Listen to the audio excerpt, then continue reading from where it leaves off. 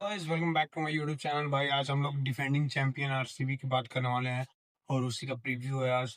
तो भाई सबसे पहले हम लोग नजर डाल लेते हैं कि नया भाई क्या क्या रहा था। Venkatesh Iyer 7 crore, Mangesh Yadav 5 crore 20 lakh, Jacob Duffy 2 crore, Jordan Cox 75 lakh, और फिर सात्विक देसवाल 30 लाख, और कनिष्क चौहान 30 लाख, और फिर बियान मल्होत्रा 30 लाख, विकी ओसवाल 30 लाख। तो ये इनके नए बाइस थे। बाकी इन्होंने कोर अपना रिटेन करके रखा था। बस एक ये गलती हो गई कि वहां पे लुंगी एंगीडी को छोड़ दिया है। तो भाई उसके बाद हम लोग बात करेंगे इनके जो प्लेइंग 11 बन रहा है उस पर बात करेंगे। तो सबसे पहले कोहली, सॉल्ट ओपन। इस पे तो कोई सवाल ही नहीं है क्योंकि सॉल्ट आईपीएल में बढ़िया करता आ रहा है पिछले 2 साल से। एक साल केकेआर के लिए, एक से आरसीबी के लिए। लेकिन और उसके बाद देवदत्त पडिक्कल, और उसके बाद रजत पाटीदार, उसके बाद जीतेश शर्मा, उसके बाद Tim David, Romario Shepherd, Krunal Pandya, Bhuvneshwar Kumar, Hazlewood, और यश दयाल, और उसके बाद सुयश शर्मा। तो ये हो गए इनके 12। और इसी के इर्द गिर्द मतलब टीम रहती है ज़्यादातर और ज़्यादा चेंज नहीं करती है। लेकिन भाई यहाँ पे मेरे को दो चीज़ों की कमी लग रही है कि ये यहाँ पे स्पिनर्स उतने तगड़े नहीं है। मतलब पिछला सीजन वाला फॉर्म रिपीट कर दें, रेप्लिकेट कर दे तो वो बात अलग है। नहीं तो पिछले साल भी इनका स्पिन अटैक उतना बढ़िया नहीं था। भला ही जीत गए, मतलब कभी कभी लक साथ दे देता है।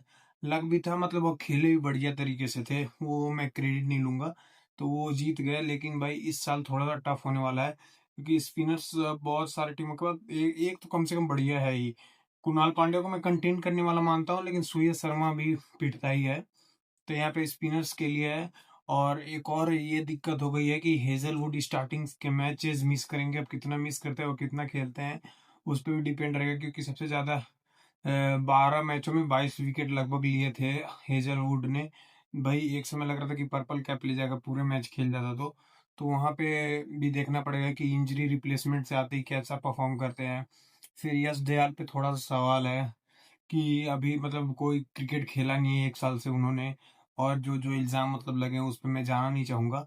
लेकिन उस पे भी सवाल है कि कैसा परफॉर्म करते हैं, कैसा मतलब उनका आईपीएल इस साल निकल के आता है। क्योंकि 1 साल क्रिकेट से दूर रहना, तो मतलब ये कभी कभी लोग धोनी को बोलते हैं।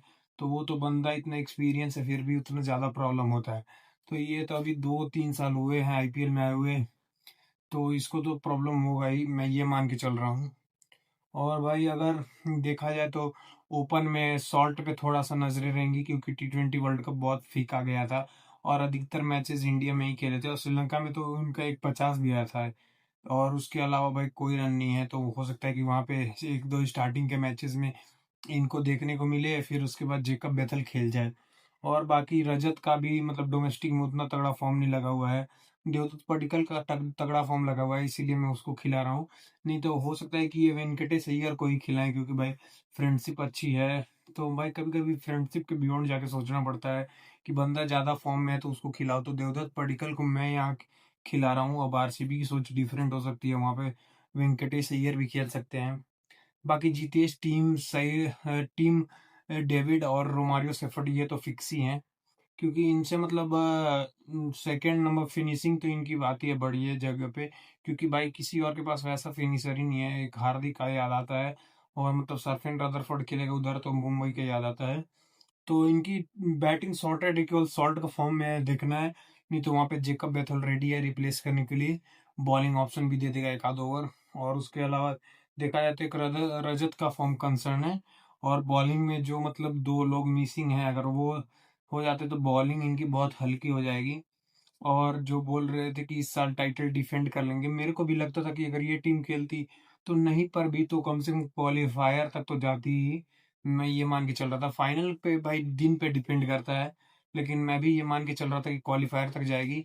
लेकिन अगर ये दो बॉलर अगर नहीं खेलते हैं मेन, तो भाई बहुत ज्यादा प्रॉब्लम होगी। क्योंकि मंगेश यादव को इन्होंने लिया है लेफ्ट आर्म पेसर, बैटिंग भी कर लेता है। लेकिन भाई वो नया बॉलर है, वो कैसा करेगा, वो इन कंडीशंस में देखना पड़ेगा। प्रेशर पड़ता है तो ये क्या करता है, क्योंकि भाई ये प्रूवन मैच विनर है हेजलवुड।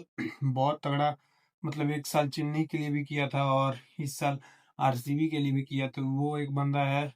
तो उसको मैं बैक करता हूँ, मतलब फिट होके भी आ जाए 4 मैच। मेरे को सुनने में आ रहा 2-3 मैच तो मिस करेगा स्टार्टिंग के। और भाई कहीं तीनों आरसीबी हारी। तो भाई ये लीग अभी 10 टीमों की ऐसी हो गई, इतनी कॉम्पिटिटिव, कि वहां से बाउंस बैक करना थोड़ा मुश्किल है। तो वो देखना पड़ेगा। और उसके बाद अगर यश दयाल भी नहीं है तो फिर डेथ में उनके साथ मतलब हेजलवुड के साथ कौन टेंडम में बॉलिंग करेगा, क्योंकि भोवी पे भाई इतना मेरे को विश्वास नहीं है अभी फिलहाल। क्योंकि ये पिछले साल भी उतना डेथ में बॉलिंग नहीं किया था भोवी ने, यश दयाल ही बॉलिंग कर रहा था। तो ये सबसे बड़े, अगर मिस करते हैं तो सबसे बड़ा पॉइंट ये है। बाकी तो भाई आरसीबी की टीम डिफेंडिंग चैंपियंस है, तो इनको मैं ज़्यादा क्या ही बोलूँ। ये 3 चीज़ें हैं जो मैंने बताई, कि एक स्पिनर और ये एक फास्ट बॉलर, जो दोनों खेलेंगे, कितने मैच खेलेंगे उस पे डिपेंड करेगा। और फिर अगर ओपनिंग नहीं चलता तो उसके लिए रिप्लेसमेंट है ही। और रिप्लेसमेंट मतलब बढ़िया रखा है इन्होंने। तो वहां पे हो सकता है कि नुवन तुषारा खेल ले भाई, जेकब डबी को तो भूल के भी नहीं खिलाना। मैं हाथ जोड़ता हूँ आरसीबी वालों से, क्योंकि भाई इतना पीटा है बंदा कि उसका मतलब कॉन्फिडेंस इतना हिल गया होगा, मतलब से ये T20 वर्ल्ड कप में। उससे ज्यादा तो प्रेशर किसी में नहीं रहता है, मतलब और अपने नेशनल साइड को रिप्रेजेंट करता है, तो भी कोई ज्यादा तगड़ा कर नहीं पाया। तो नुवन तुषारा को ही खिलाना, अगर हेजलवुड नहीं आता है तो तब भी देखना पड़ेगा कि कैसा परफॉर्म करते हैं। तो भाई ये थी आरसीबी की एनालिसिस। आपको क्या लगता है आप भी बताइए कमेंट सेक्शन में। तो भाई अगले टीम के लिए कमेंट कर दो, और लाइक से सब्सक्राइब करो। जय हिंद, जय भारत।